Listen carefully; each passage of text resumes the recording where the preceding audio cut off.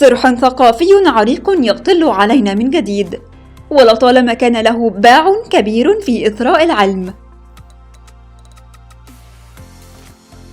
تم اختيار عالم الآثار الشهير الدكتور سليم حسن هذا العام شخصية المعرض لما يمثله من قيمة تاريخية أثرية مصرية.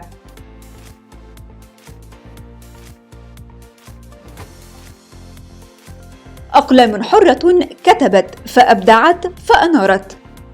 كتاب كانوا ولا يزالون ينشرون أفكارهم ومشاعرهم على الورق لتصل إلى العقول والقلوب. منى مسلم، كاتبة روايات. شايفة الكتاب النهاردة عامل ازاي والإقبال وكده بالنسبة لأول يوم؟ بالنسبة لأول يوم الإقبال حلو، والدنيا يعني في ناس أول يوم النهاردة.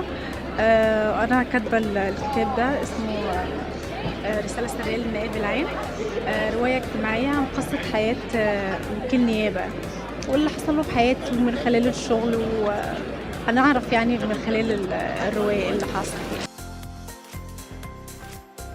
مساء الخير، فتحي المزين، مدير عام دار العيان. الاقبال ممتاز النهارده بالنسبه لاول يوم. عاده اول يوم ما بيبقاش قوي يعني، لا الاقبال ممتاز الحمد لله، ونامل باذن الله تعالى ان الايام الجايه يكون الاقبال اكثر من ممتاز. عندنا حوالي 30 اصدار جديد و150 اصدار قديم. عندنا عرض العبقريات اللي ب 150 جنيه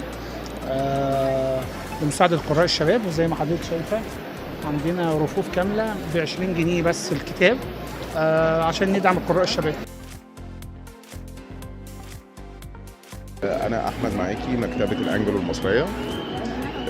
إحنا هنا بنشارك في المعرض الدولي للكتاب في القاهرة كل عام بشكل مستمر. إحنا كمكتبة أكاديمية عندنا تنوع في التخصصات ما بين الكتب الأكاديمية والعلمية. بنستهدف الفئة الجامعية والمثقفة الباحثين.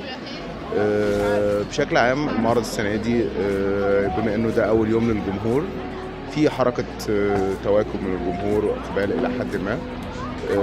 دايما بتكون الناس منتظرة المعرض بتاعنا سواء كان من مصر أو من خارج مصر، لأن القاهرة معروفة أن هي معرضها قوي بيجمع مجموعة من الكتب بكل التنوع. كمان السنة دي احنا طبعا طبقا للأحوال الاقتصادية العالمية والداخلية والخارجية في بعض زيادة في التكلفة الخاصة بطباعة الكتاب، بس احنا بنحاول ان احنا نوفر المادة العلمية بسعر مناسب للباحث بشكل او بآخر.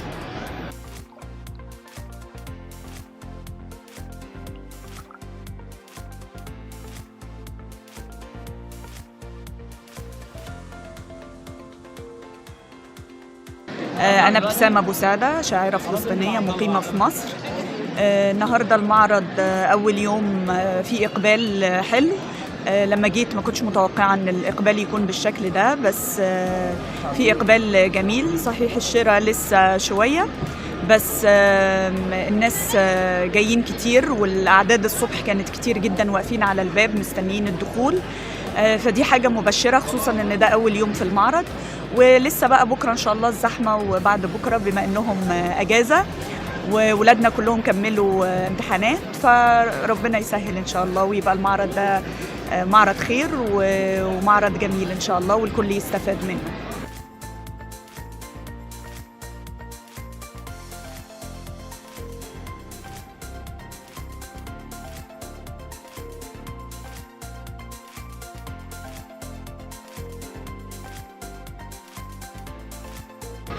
بصي، هي بداية مبشرة جدا للمعرض.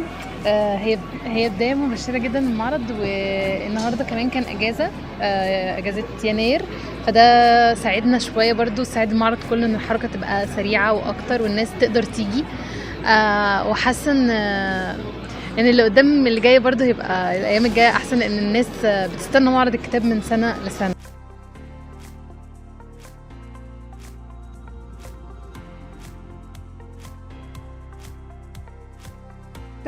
مساء النور. حضرتك شايف المعرض النهارده ازاي بالنسبة لحضرتك زائر وأول يوم وكده؟ هو كأول يوم يعني العناوين كتيرة، وفي كتاب مصريين كتيرة نازلين كالمعتاد الحمد لله. يعني الفعالية كويسة على أساس إن إحنا أول يوم أيام أجازات والدراسة خلصت الحمد لله لأولادنا يعني، ونتمنى إن هم بس يجوا كتير ويهتموا بالمعرض نفسه، ما يجوش يتفرجوا بس. وبالنسبة للفعاليات حضرتك شايفها ازاي؟ أنا لسه ما حضرتش فعاليات دلوقتي، بس أكيد هنشوف إيه اللي موجود النهاردة ونحضر حاجة من الفعاليات اللي موجودة.